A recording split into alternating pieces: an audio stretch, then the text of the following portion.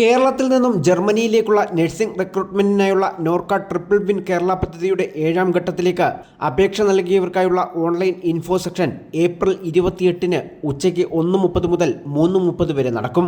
Info സെക്ഷനിൽ പങ്കെടുക്കുന്നതിനുള്ള link ഉൾപ്പെടുന്ന email അപേക്ഷ നൽകിയ ഉദ്യോഗാർത്ഥികൾക്ക് അയച്ചിട്ടുണ്ട്. ജർമ്മൻ ഭാഷയിൽ B1 അല്ലെങ്കിൽ B2 ഭാഷാ യോഗ്യതയുള്ള ഉദ്യോഗാർത്ഥികൾക്കായി പ്രത്യേകം ഇൻഫോ സെക്ഷൻ 2025 മെയ് ആദ്യവാരം നടത്തുന്നതാണ്. ഇതിനായുള്ള ഇമെയിൽ അറിയിപ്പ് ഫാസ്റ്റ് ട്രാക്ക് മുഖേന അപേക്ഷ നൽകേണ്ട അവസാന തീയതിയായ മെയ് 2-ന് ശേഷം അയക്കുന്നതാണ്. അപേക്ഷ നൽകിയ എല്ലാ ഉദ്യോഗാർത്ഥികളും നിർബന്ധമായും ഇൻഫോ സെക്ഷനുകളിൽ പങ്കെടുക്കേണ്ടതും തുടർ നടപടികൾക്കായുള്ള കൺഫർമേഷൻ ഇമെയിലിൽ നൽകിയിട്ടുള്ള ലിങ്ക് വഴി നൽകേണ്ടതുമാണ്.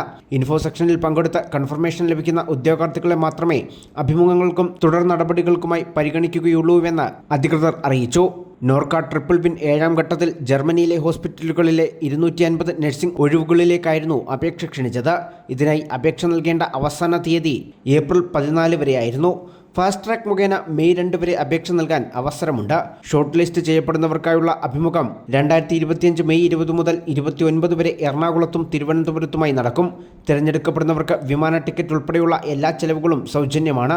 നോർക്ക റൂട്ട്സും ജർമ്മൻ ഫെഡറൽ എംപ്ലോയ്മെന്റ് ഏജൻസിയും ജർമ്മൻ ഏജൻസി ഫോർ ഇന്റർനാഷണൽ കോർപ്പറേഷനും സംയുക്തമായി നടപ്പാക്കുന്ന നഴ്സിംഗ് റിക്രൂട്ട്മെന്റ് പദ്ധതിയാണ് ട്രിപ്പിൾ വിൻ കേരള. കൂടുതൽ വിവരങ്ങൾക്ക് www.norcaroots.org അല്ലെങ്കിൽ www.nifl.norcaroots.org എന്നീ വെബ്സൈറ്റുകൾ സന്ദർശിക്കുകയോ താഴെ കാണുന്ന നമ്പറുകളിൽ ബന്ധപ്പെടുകയോ ചെയ്യാവുന്നതാണ്.